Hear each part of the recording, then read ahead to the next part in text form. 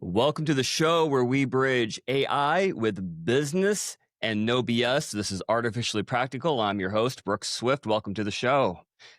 Today, we're jumping right into it. I'm going to lead off with a story. This is from a publication called The Information. And it leads with the fact that fewer than 5% of Salesforce's 150,000 customers are actually paying for their all-star platform, AgentForce. Now, if you remember about a year ago, and I was ragging on this commercial a year ago when it came out. You got Matthew McConaughey. McConaughey. Matthew McConaughey. He's sitting at this restaurant and it's pouring down rain and he's got like this plate of seafood, right? And he looks across the street and there's Woody Harrelson. Woody's like under the eave and they're waving at him and he's like, man, I wish my app knew what I wanted to order and about the weather and something like that. And the whole premise was, oh, if only the AI was used for booking this appointment, it would have known that it was going to rain and what he wanted to eat. And this is Salesforce commercial promoting AgentForce. And back then I was like, this is crazy. Like, I love AI, but you can only trust it with so much. And am I going to just trust it to book me a restaurant and then pre-order for me? Like, am I unable to make my own basic decisions in life? Is it going to book me my Uber too? And I just walk out the door and there's a car sitting there and I hop in and go, see where I'm eating tonight. What AI set up for me? So anyway, I was ragging on that commercial, but it's interesting because what this is pointing out is that it was far more complex and challenging to integrate AI than was sold.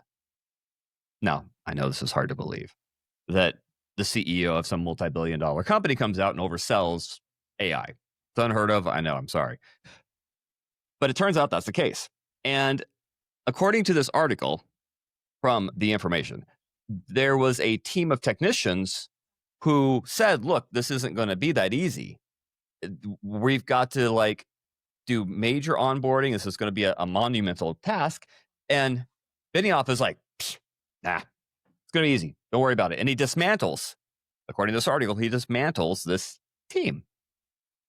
And it turns out that, and if you listen to some of my other shows, I pointed out the fact that there is a tiny percentage of these enterprises that are actually getting any sort of ROI. And the problem is, it's really hard to do. AI is not just plug and play. It's only as good as what you feed it. So you've got these huge corporations who have complex systems that are buying into the hype promoted by guys like Benioff and signing up, and it's not working out. So I find it interesting that this is becoming a pretty consistent trend. We've had these larger than life CEOs out here promoting this stuff, saying it's the answer to everything. And yet every day I feel like there's a new article that's dropping about how it's not panning out. So we got with us today a dear friend of mine, and he actually works with me and runs one of my companies, his company as well, Rob Marks. And so Rob's sitting in with us today. What do you think about this? Thanks for having me. Yeah. I mean, it's biting off more than you can chew always, right? That's what a CEO is wanting to do in anything and everything that they're doing. Why would it be any different for AI? Right. And the only difference is AI is so new. So maybe you can bite off more than you can chew in sales. There's so many people you can hire for sales that know what to do, and they'll work 100-hour weeks and get it done. How do you get something done that's never been done before? Yeah. Yeah. It's so where do you see this playing out is really the question. Like, we've had so much money pouring into these things. And where does it go from here? Do you think that the money keeps flowing, or do people just put it on hold? So it's over the next 12 months, I'm really curious. I think it's going to be very telling over the next 12 months because all the reports are negative right now about this stuff. So Yep. What happens to large language models? Are they going to continue to proliferate in the business space? Or are we going to have a retraction and a little more reality is going to set in? And people are going to go, well, that was fun, but let's be a little more practical about how we implement this stuff. I mean, I think it'll be both, right? You're going to have people who are using it for what it's good at and succeeding. And anytime you have somebody succeeding with it, people are going to want to do more with it, but they're going to put too much on their plate, more bigger eyes than your stomach, right? And they're Mhm. not going to be able to fulfill their needs. And then they're going to be answering to stockholders and Mhm. boards. And so it'll be, I don't know, it could go how many companies are going to be attacked by their boards for spending all this money with no product, or how many startups are going to thrive because they found out the specific ways to use it to really boost them in the market.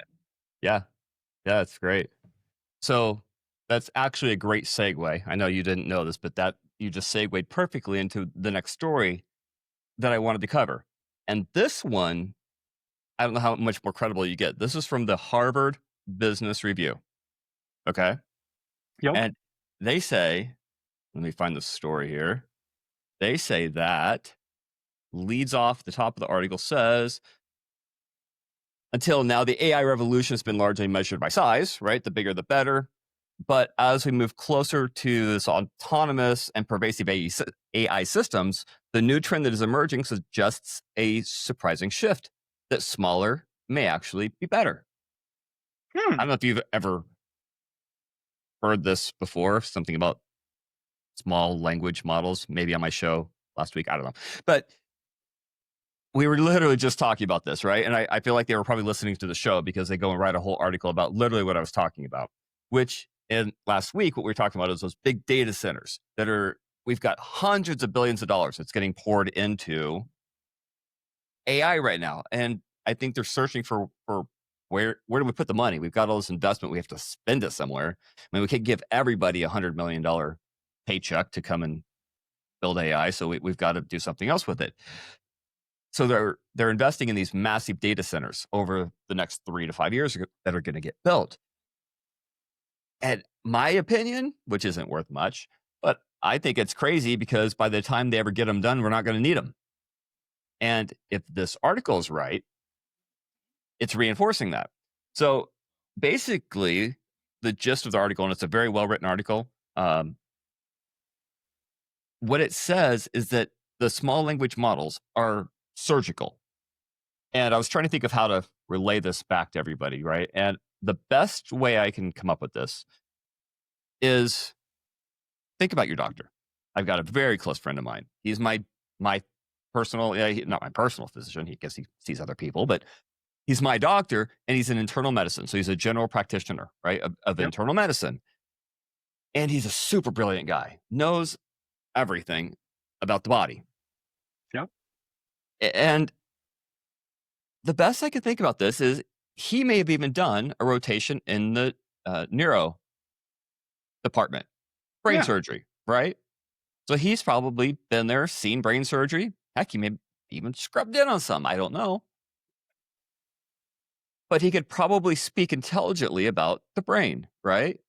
But if Yep. I got a brain tumor, would I go and ask him for life saving medical advice? Absolutely not. But do you think that he could sound authoritative? Like he knows what he's talking about? Yes. Could he make a really good educated guess about what may be going wrong and sound like I maybe believe him? Absolutely. Or, hear me out. I know, crazy. Would I go to a guy who's been trained for many, many years in hundreds or thousands of surgeries on this very specific topic to give me medical advice or to operate on me? That's who I would trust. It's a stretch, but I mean, I think I'm going to go with the guy who's really specialized. So think of this is how you can think about these models. Okay, you've got large language models, which are they're all guessing machines. So let's not conflate this. A SLM, small language model, and an LLM, a large language model. They're both mathematical machines. They're just predicting the next part of a word that they're going to put in a string of characters. Okay. But the SLMs are hyper trained on a very specific set of tasks. Okay. So I Yep. don't have to have a model that knows everything because the more information it has, the more knowledge it has, the more places it can draw from. Well, those places that it can draw from can also cloud its response. And it's why we get, well, I can't say authoritatively why we get, but hallucinations come from fragments of things that influence its responses. So if you remove the noise and you focus in on the very specific task, whether that's brain surgery or summarizing a document or simply only a voice agent that's going to converse and doesn't have to know about everything in the world, it just knows how to converse in a customer service way. Which model are we going to trust? And here's why the word trust is important because the SLM, because it's smaller, it has less variables. They're actually, according to this article, again, they provide a greater control, and I'm quoting this, greater control of privacy and transparency. So in other words, because it's smaller, there's less to influence it. You have greater control over it, and you know how it's going to respond, right? Yeah, the transparency piece is interesting. That's key to be like, is it going to be telling me why it's pulling that data? It's, hey, I'm focused on these areas, so that's why I'm coming about it from this lens and this light. And even in human interaction, if you have somebody who's upfront and honest with you about where they're coming from and why, you're going to trust them inherently more. That's right. So the other cool thing about SLMs is, and this is what I brought up again last week, is they're going to be able to run on the edge. So what that just means is it can run on my phone, right? It can run on Yeah. anything because we can then make them small, so they don't need the massive compute power because they're not running it through hundreds of billions or trillions of parameters. They might have a billion, which is still a lot, but relatively speaking, it's much smaller and it's something that can run on a local computer or a phone. And even now, when I think about this, like in smack dab and the software that I work in and even enterprises, if I have something that's hyper trained for a specific task, and these enterprises have all types of tasks that they're trying to automate with AI. Instead of like shoehorning, which is what I feel like I have to do sometimes with our LLMs, is like you're trying to force it to behave in a certain way. We're going to get this marketplace that's going to come out, and it's already coming out. It's going to continue to come out of these very focused models. They're going to be drastically cheaper. They're going to be much more specialized and focused on a task at hand. And it makes it surgical. I want to pick this model for this very specific task to do this for me. And I plug that into my stack of tech stack of what I'm trying to accomplish. I personally think that's going to be the way it's going to go. And So these, you go back, you look to your Salesforce example of, so do I want something that's going to pick the restaurant, pick the food, pick the tell me the weather, the Uber, instead of, oh, but do I have a small language model that tells me what's the most frequently ordered item at this restaurant and provides me, hey, this is what is top choice here? I'd get that app. yeah, interesting. So how does this play out for our mom and pop businesses? You know, the Hmm. kind of businesses that we serve with our software. Where does this play out? So when we think about software in the like, let's just take a service company, for example, some service software, and they have their marketing, they have their actual business operations platforms, they've got their scheduling platforms. Where does this apply to them? Right now, I think everybody's just using large language models. So how do we apply this since our listeners are a lot of them are small business owners? How does this apply to them when we think about this SLM versus LLM? Yeah. Well, I think the way that I'm using LLMs right now is heavily almost as an SLM. I've got Claude projects and specific um, ChatGPT chats where I'm feeding it information. I've got a marketing one where I'm like, hey, if I want to talk marketing, it knows I've fed it marketing I like in the past, what I don't like, and it has that context of what I feel about that. And I've got a separate one for company management of organizational structure where I've got my org chart, different personas of my employees, who fits in where, and offering just a feedback realm. I'm not going to ask that one how to market. It has no idea what my customer base is or anything. It's just knows my employees. So the way to use the LLMs right now is already going the SLM route. So it's are we gonna are we gonna see in the market SLMs break off for those purposes, or are LLMs gonna get better at having the context where it's all in one? That's So yeah, so I think it all comes down to money, right? So the idea right. is that yes, we can manipulate an LLM, large one, to do what we need it to do, but they're in the process. None of these guys are profitable, right? Let's just be straight. None Yep. of these LLM, OpenAI, Anthropic, Mistral, I don't take your pick. None of them are making any money. No, they're generating revenue, but they bleed it faster than they make it, right? So they're all looking at, can we be profitable? I think I saw a chart, and I don't have it in front of me, but AI is not OpenAI. I don't think is profitable until like the year 2029 or something like that, Oh, according geez. to their projections, right? And this is where they're looking at spending these hundreds of billions of dollars on these data centers right now. Well, that means they have to charge money, or they have to have a dominant position in the market, right? A Google-like position in the market.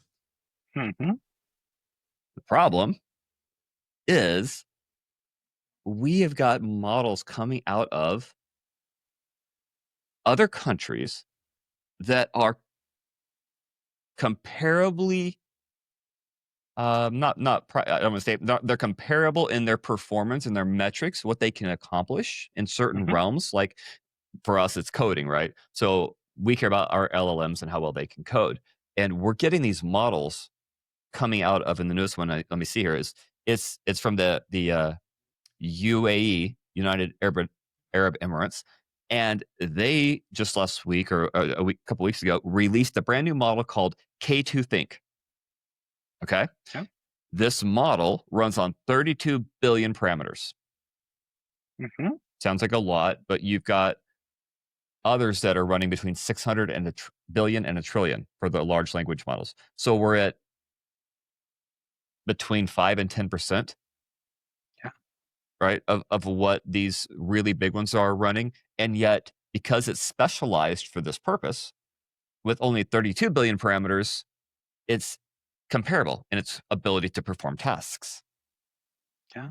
The price point of this is also about 10% of OpenAI. Yeah. It's about 3% of Anthropic's Claude Opus.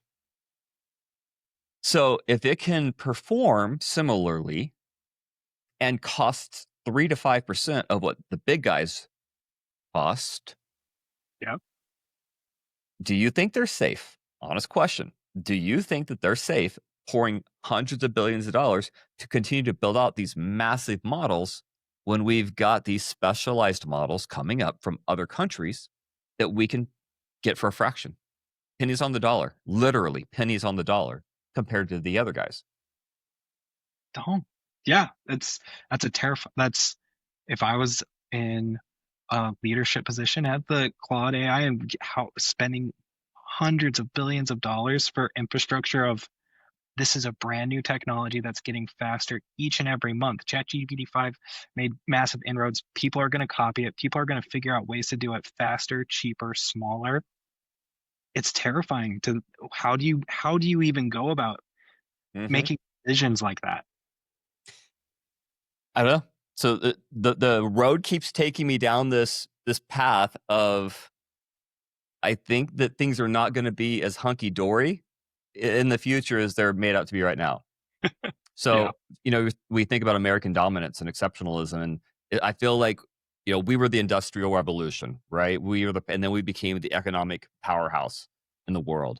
And I feel like right now they're trying to say, hey, we're the AI dominant powerhouse. We have the chips, Mhm. we have the technology, but it's a little scary because I feel like they're just pouring all these chips into this basket, and we've got a lot of, we're not like the dominant ones. We've got all these different countries are nipping away at our on our power because they're producing a similar product at a fraction of the price.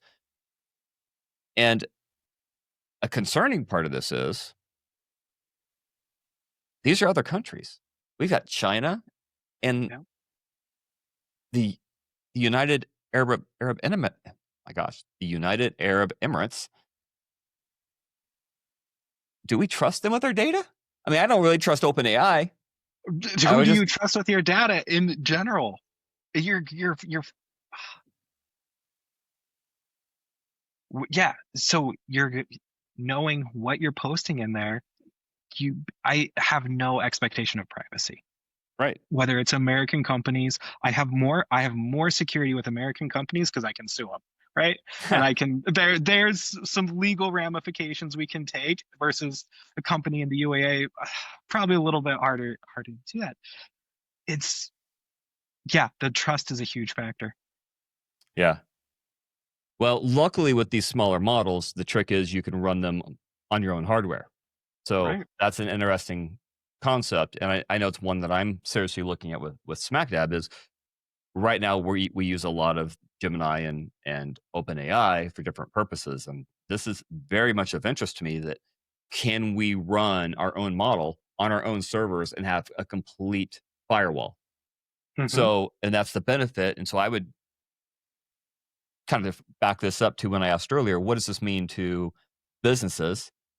Yeah. And I would say that these smaller models that I'm not going to be signing up personally to pay for the service from China and sending my data through their servers. Mm-hmm. Although most of America does because they all use TikTok. So, but anyway, different story for a different show.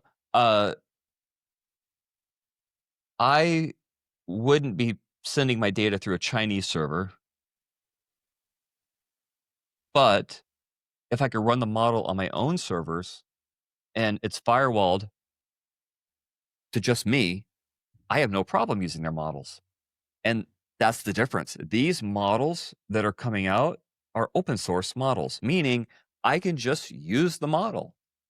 I don't have to pay it. Like you can't just use ChatGPT 5. You can't run it on your own server. Yep. It's no way. Like, they don't give it to you, not open source.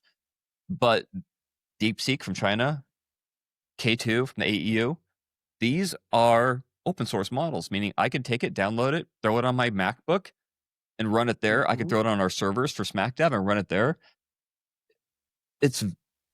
I'm looking seriously at this. Like next year, if we can leverage one of these open models to do what we want to do, we're totally going to use them. So again, all this just ties back to the money being spent on the large language models, the big companies, OpenAI, Perplexity, Anthropic. There's others. I'm not putting any money into them. I'm not giving any financial advice. Personally, I'm not putting anything into them.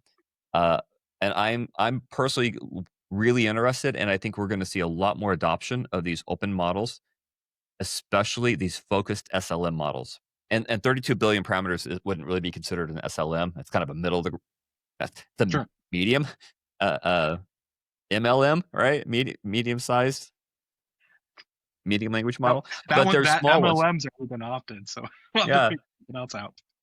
But we're going to be seeing we're going to be looking at that, and I think we're going to see a real shift. That's my take on this is for businesses out there, figuring out how to run stuff locally is really where I think AI is going to be truly powerful. It's when we have it on our phones and our computers, and we're there on site, and we're able to leverage it to perform a task locally. So that's what I'm excited for, and I think that's where we're going, and what it means for the market as a whole with all the money. I don't have a positive outlook. So anyway, that's our show for today. Thank you, Rob, for being on and hanging Thanks out for with having me. me. It You're was a welcome blast. anytime. And until next time, you guys be good. Stay practical.